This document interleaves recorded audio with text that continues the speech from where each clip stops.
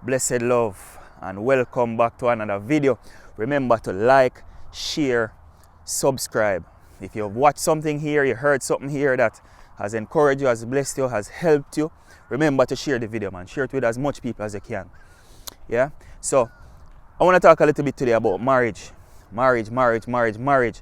Something that for some people now is so strange, it's so odd. Like, how could you in your right mind want to be married to someone in this day and age? Marriage is so ancient, it's so archaic. That is how a lot of people view marriage right now. And how I know that is how a lot of people view it? Just through the internet, just reading through what people have to say, watching other people's videos, hearing their thoughts and their views on marriage. You know, you realize that the way how I think and how I view the world is way different than how a lot of other people think and view the world. You get me? But I had an experience some time ago with someone at work. The conversation started with me saying, that I was from a small island, from an island, whatever, and she was saying the same, and then she was saying, how did I get here? And I was saying, because my wife lives here, etc. And then that is how the conversation came up, and I asked her and I said, are you married? And believe me, the girl, she looked at me like, are you crazy? Like, married? Me? How? Why? That is the look that she had on her face. It's like marriage was something that was so far-fetched or so way out there or something wrong for me to ask a question like that. But then, she went on to say that she will get married when she finds the person that makes her happy. Yeah? When she finds the person that makes her happy, she will get married. And right then and there, that is where I believe enough people get in a problem. Enough people get in a problem because of that view, because of that way of seeing or understanding what marriage is supposed to be. If you go into marriage with the foundation, with the foundation being, oh, this person makes me happy, best believe there are going to be some things that pop up, there are going to be some things and some seasons and some times that come that are going to shake the very foundation of that. Yeah, it's going to shake the very foundation of that happiness. Because sometimes, as you go along in marriage, you do things that make your partner unhappy, whether deliberately or not, intentionally or not. You do things, you say things, something happens, you make a decision that doesn't make the other partner happy. Happiness is really and truly just this momentary feeling of euphoria. That is how I, describe that happiness, right? There will be moments of happiness, but it will not be something that is just every day you just get up and you're just happy so. Yeah? People need to understand, that when it comes down to marriage, there are going to be so many different things that threaten to destroy the marriage, that threaten to, drive a wedge between husband and wife.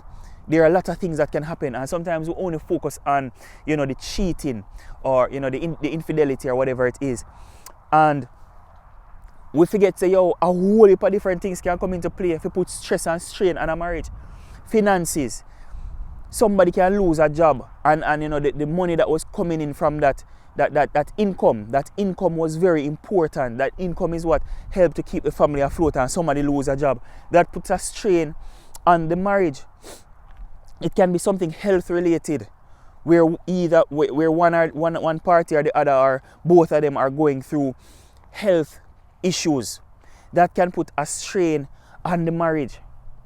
You get me? There can be family things that happen with the extended family, different friendships, the dynamics of that changes, and it puts a strain on the marriage as well. Or just a general lack of communication or understanding.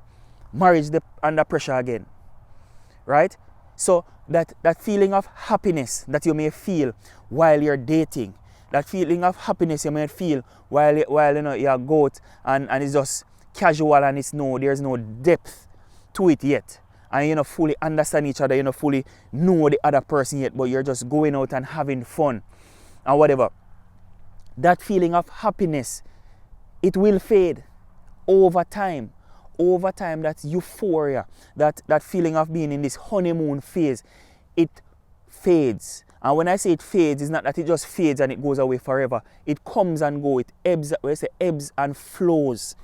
Because marriage goes through seasons. Long-term commitment like that, it goes through different seasons. And when the winter season comes, like how it kind of chilling out here. And out here, I have my thumb, I have my hoodie and so on, and I keep warm. When the winter seasons, of life come, or the winter seasons of the marriage comes, you have to make a choice. Am I going to just cloak up? Am I going to just, run away from it and go try find warmth somewhere else? Or am I going to say, yo, I'm committed to this, I'm in this for the long haul, therefore I'm going to just put on my thumb, I'm going to put on my hoodie, I'm going to just tough through this, I'm going to just fight through this, because I understand that this season doesn't last forever. You get me? So if you are going to marriage with that same view that this young lady had, of just, this person has to make me happy, best believe you're in for problems. This is the reason why so many marriages end in divorce. I believe that. There are other reasons as well, but this particular reason, where whichever party has this unreasonable expectation that the other person is the source of their happiness, the other person is going to keep them on cloud 9 forever. This is one of the reasons why many people end up in divorce. Because nobody, come on man, you can't even make your own self happy. How can you now outsource your happiness to someone else, or believe that someone else is really and truly able to keep you happy? No, sir. But yeah, man, that day when I had that conversation with her, man, and when I asked her if she married, and just the look on her face, like it was priceless. Like, how could I be married? Like, and I realized that it's so sad.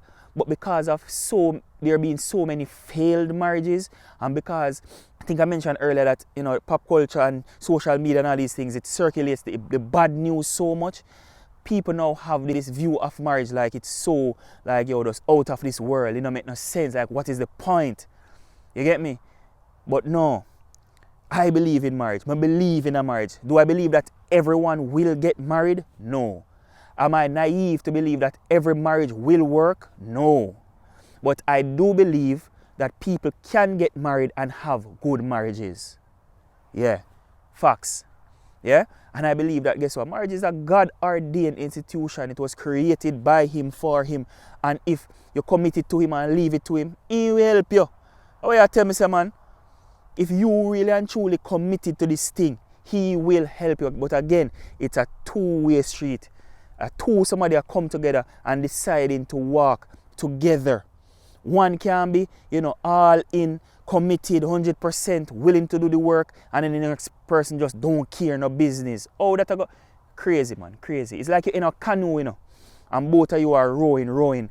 If you've ever been in a canoe, if you're only rowing on one side, the canoe is gonna turn in a particular direction, and if you keep doing the one side, it's gonna just keep going in circles. And a lot of people, they find themselves in marriages that are like that, stuck in one place, going in a circle because only one person a row. You get me? But no, man. Trust me. I am sane. My marriage is not perfect. We work on this thing every single day. But I stand up and I say, marriage can work. Marriage can work. Despite what the world system and what everybody else wants to say what is popular, I tell you, say, marriage can work. Yeah? So, yeah, man. Again, remember, like, share, and subscribe. We talk again. Blessings.